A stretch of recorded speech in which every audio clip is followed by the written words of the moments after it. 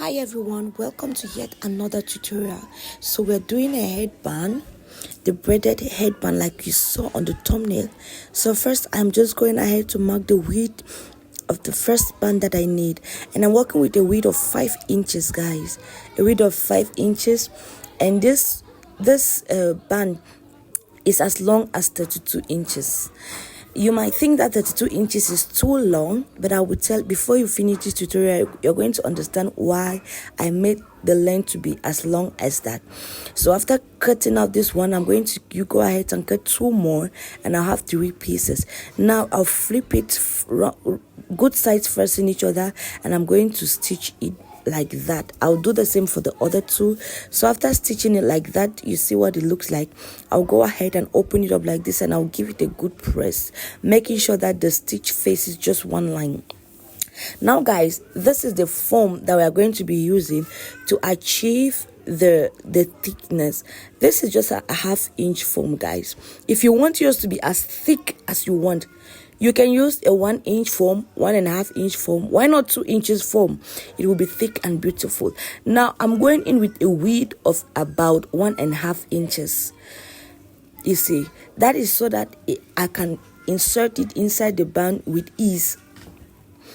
Okay, so I'm going to go ahead and I'll cut that foam, 3 of them, because I'm working with 3 of the band pieces.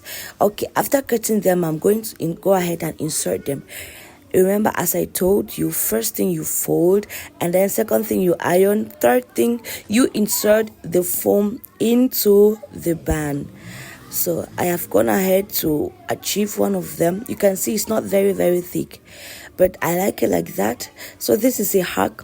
You can use a safety pin. You're going to pin the foam first, and you're going to, patiently try to insert it through the band. Now, after sending it to a certain point, you are now going to be dragging the pin in a very patient way, because if you pull it, it's going to tear off the foam, and you'll be frustrated. So I've gone ahead to do it for the 3 of them, and then look at what I'm doing. I sent in the foam, and then I allowed an allowance of about 1 inch. Do you see that? A 1 inch of allowance. I'm going to do the very thing to the second one. I send in the foam, and then I'm placing it directly almost on top of the other one. Make sure that this is facing the good side. All of them are facing the good side. And when I say good side, I mean that the stitch that you ran to join them together is under, is beneath, it's not being seen. So you see, you place the 3 of them almost on top of each other, and you're going to stitch on that 1 inch allowance. So I've gone ahead to stitch on the 1 inch allowance. At this point, if you have someone by you, you're going to be needing their help, because you need someone to hold you so that you can go ahead and braid it nicely. So I didn't have no one to help me hold it, so I was just struggling to do it on my own. And when you are braiding, you have to make sure that the line is not showing. Remember, we are talking about good side, wrong side, and the bad side. Do you see this line where you joined? Always make sure it is on the center beneath your actual line. So we have gone ahead to braid it, and then what you're going to do is that you're going to send the satin fabric right down to around 1 inches, and you're going to cut the excess foam so that when you pull over the satin fabric, you have a 1 inch allowance. I know you didn't get it. Watch it again. I'm going to take, do you see that? I'm going to take the satin piece, I will pull it down, and I'll cut the excess foam, and then I have a 1 inch allowance of satin without foam. And then I'll place it again almost on top of each other, and I'll go ahead and stitch the 1 inch allowance. I hope that's very clear. If you didn't get it, just watch it over and over and you will get it.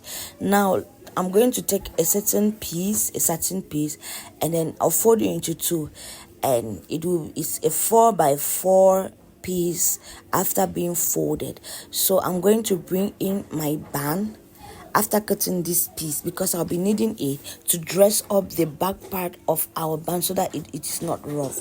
Now, the reason our band is this long is because we are not going to be adding any elastic at the back.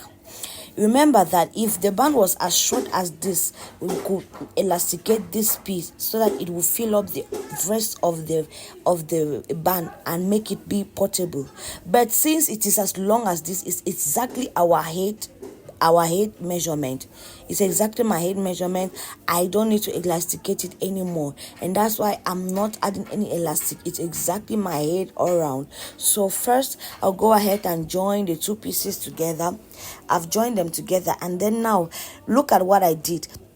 I am going to fold this side, you see, and I'll fold the other side. Like basically we're folding the two sides of the band, right? And then we'll place the band on top of where we are going to be closing, good sides facing each other, and we are going to go ahead and run a stitch.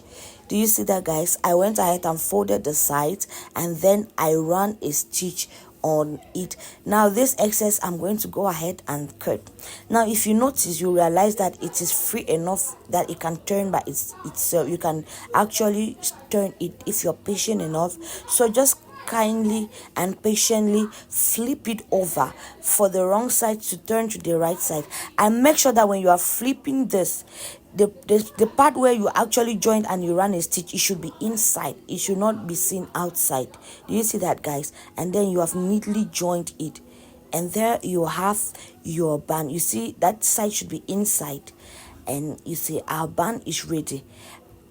I paired this band up with my bubble gown, and I am absolutely in love with what I got, guys. I made this bubble gown. If you want to see how I achieved this, just go to the channel and watch it there, because there's a tutorial on it. Guys, let me know if you'll be trying this out, and if you do, if you have any question, let me know in the comments. Thanks for watching.